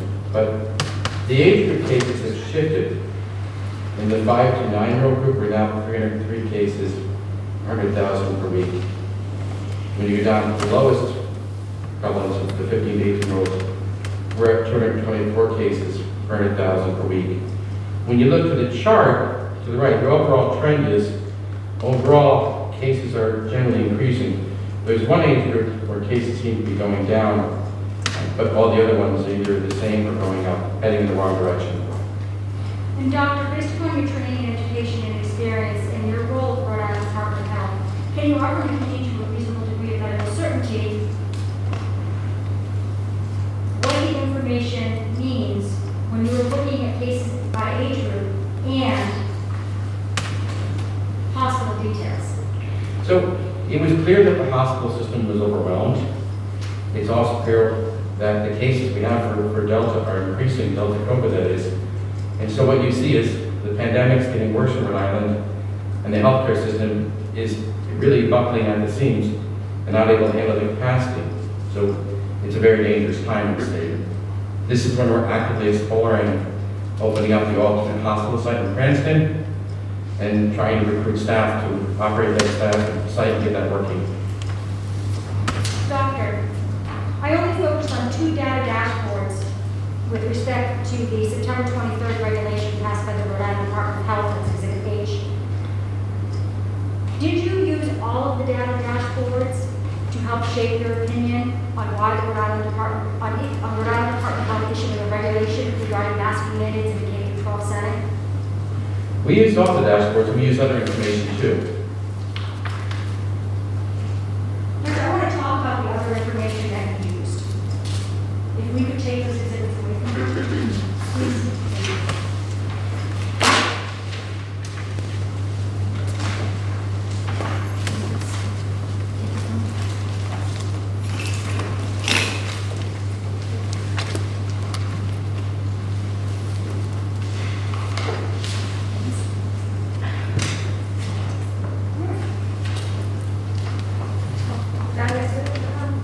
Dr. Shaw, exhibit?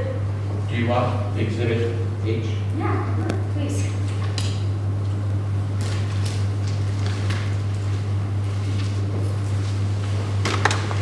What's it, exhibit B? This is not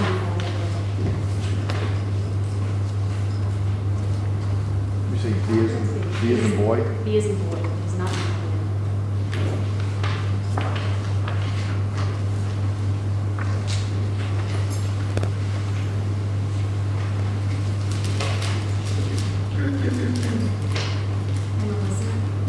Just to be on the track, I'm also going to need RS and T. We're going to get down there. RS and T.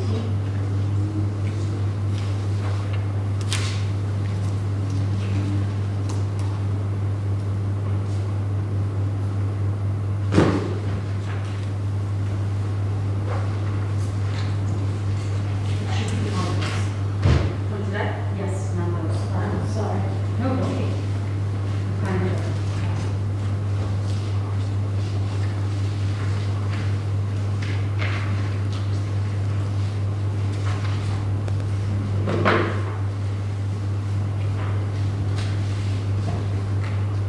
What was your bill, what?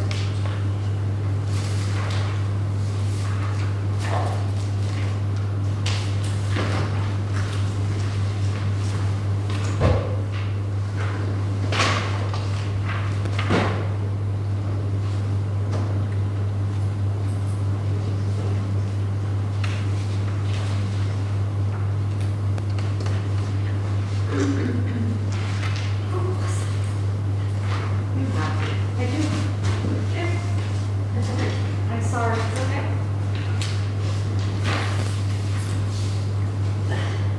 Okay, doctor.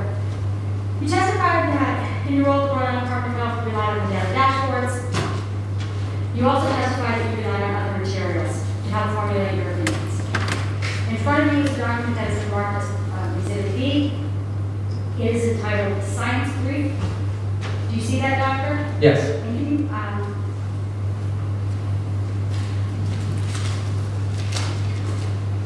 and the title is Science Brief, Community Use of Cloth Masks to Control the Spread of SARS-CoV-2.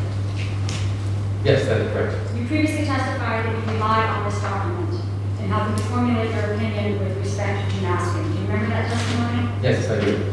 Doctor, can you please provide some testimony with respect to, first, what is a science brief? So it's a review article published by the Center for Disease Control and Prevention.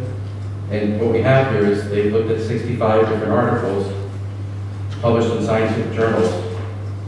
And they formulated their position from the Center for Disease Control and Prevention on what their recommendation is and their evidence of why community use of cloth masks would be able to control the spread of SARS-CoV-2. That's what the document is. Doctor, how did you get this document, the science brief? It's available to anyone in the public via the internet. I happen to be on the CDC's mailing list, so these things are simply emailed to me. Doctor, why is the science brief relevant to you in your current position? Well, as a medical director, it's convenient for me to know what the position is of the Center for Disease Control and Prevention, but also I can't read every single article out there, but the fact that they've actually reviewed everyone and put the case together, as it were, is very helpful to me. Then I can read it critically and make my own mind whether or not I agree with their findings or recommendations or not. And Doctor, you previously testified that you relied on this information provided in this document? Yes, I found the document very informative and persuasive. Your Honor, I ask that this exhibit be moved in full. Without objection, D is full. Okay, Doctor, looking at Exhibit B, the science brief, community use of cloth masks. Specifically, what information in this CDC-produced literature was relevant to you in helping you formulate your opinion regarding the use of masks in the K-12 setting? So what the CDC does is break down the role of masks, and they quote studies through that, but they talk about how it's effective as source control. Source control means that when I wear a mask, you are protected from me unintentionally spreading COVID. So they reference several articles under source control how masks actually block virus from being exhaled from us. That's part of what I found persuasive. The next section though talks about what's called filtration for wearer protection. In other words, one of the things that they were able to do is find research and scientific articles that show that when you wear masks, not only does it provide source control, but it gives a measure of protection to the person who wears it. So therefore, I'm protected from people around me who might be unintentionally spreading the SARS-CoV-2 virus. Then they go into a rather lengthy section where they looked at human studies. They looked at real-world effectiveness of community masking. And they had to do this through observational and epidemiological studies. But as they go through all these studies, they actually cite there's quite a few studies to show that these masks are effective. But then they did another section where they looked at several articles to see were there adverse health effects of mask wearing. And these studies they quoted looked at different populations of people. One population of people they looked at was children under 2 and children who were older, up to 12 years of age. And they found there weren't problems with getting oxygen or exchanging carbon dioxide. They also looked at populations of healthcare workers. They looked at populations of adults with chronic obstructive pulmonary disease. And what they're able to show is that they really weren't seeing problems with people wearing masks. In other words, they weren't seeing adverse health effects of people wearing masks. So then they formed a conclusion, which that adopting universal masking can help avert the spread of COVID-19 and some of the consequences that happen from that. So I found it a very persuasive document. I thought it was very informative, well referenced and well researched, and I thought it was very helpful. You covered a lot there. So let's just try to backtrack for a second. In referencing the science brief on cloth masking, you mentioned the term source control. Do you recall that? I do. Can you please explain what source control means and how source control is effective? First, let's start with what does source control mean? The source control refers to me or you. All of us are potential sources. Since the virus SARS-CoV-2 spreads from people, whether they know it or not, it can spread asymptomatically. In other words, people who don't have any symptoms, they feel just fine, could be spreading. One of the main reasons we wear masks is for source control. In other words, when I'm exhaling, my respiratory droplets are being trapped by the mask and aren't going out in the world to people who are right next to me. So that's what source control is. So when I wear a mask, like I'm wearing right now, it's to protect the others who might be within close proximity to me. Doctor, you also mentioned the term filtration. Is that accurate? I did. And can you please explain what filtration is? So there's a section here titled Filtration for Wearer Protection.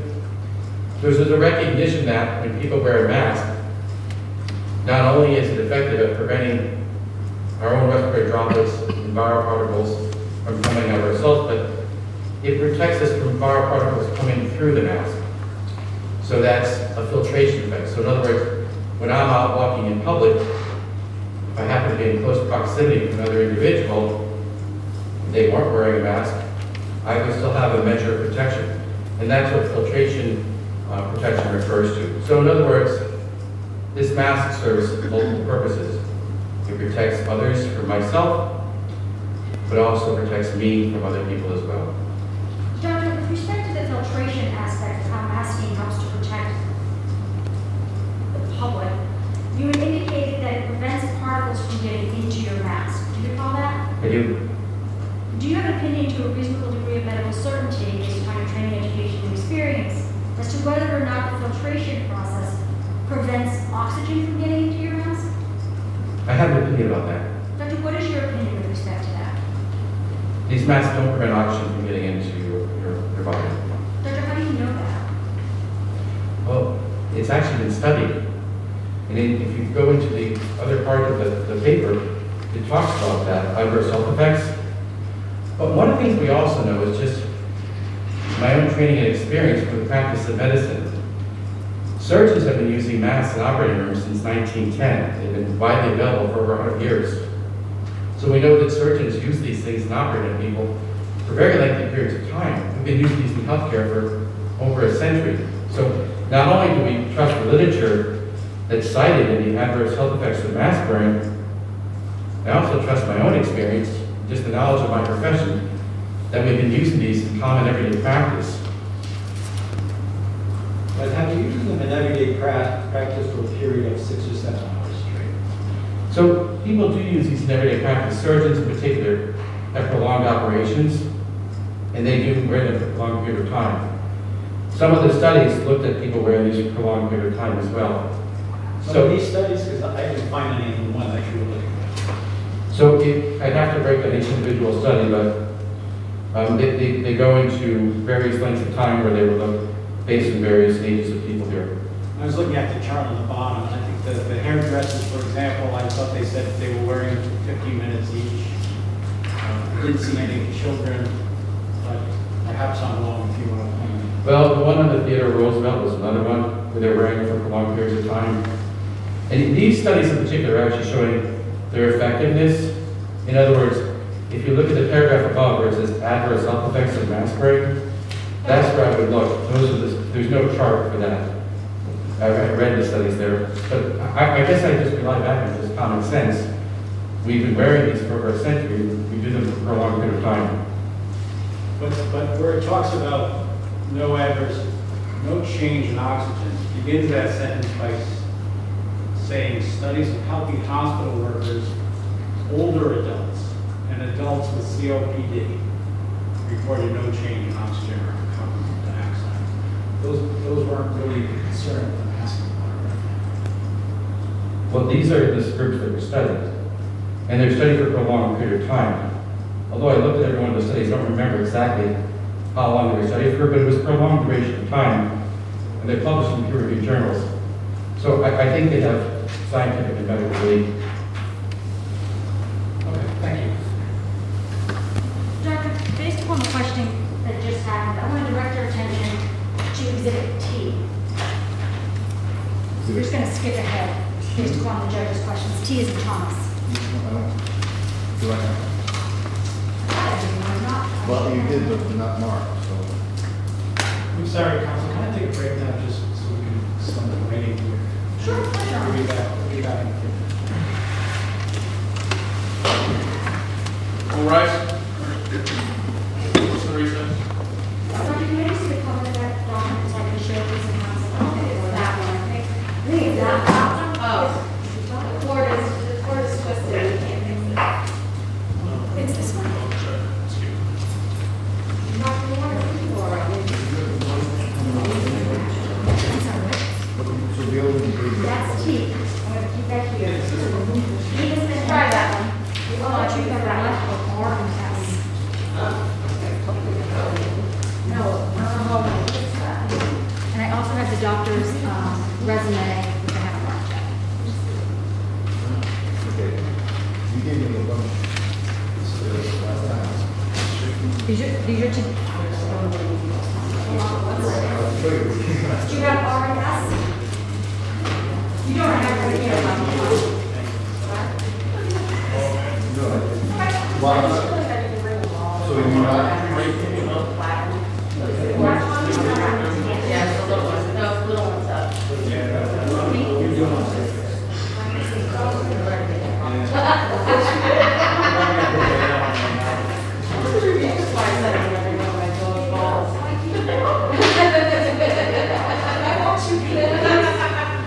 S and R. Those are the ones we're gonna talk about next.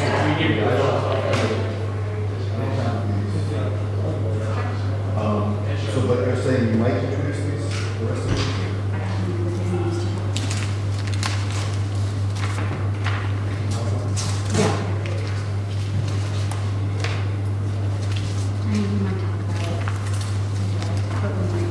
So I took these into the questionable file. Is this the new CD player? That's what it is. what I got. As of 8/8. Okay, so this is the updated CD. It has not been marked yet.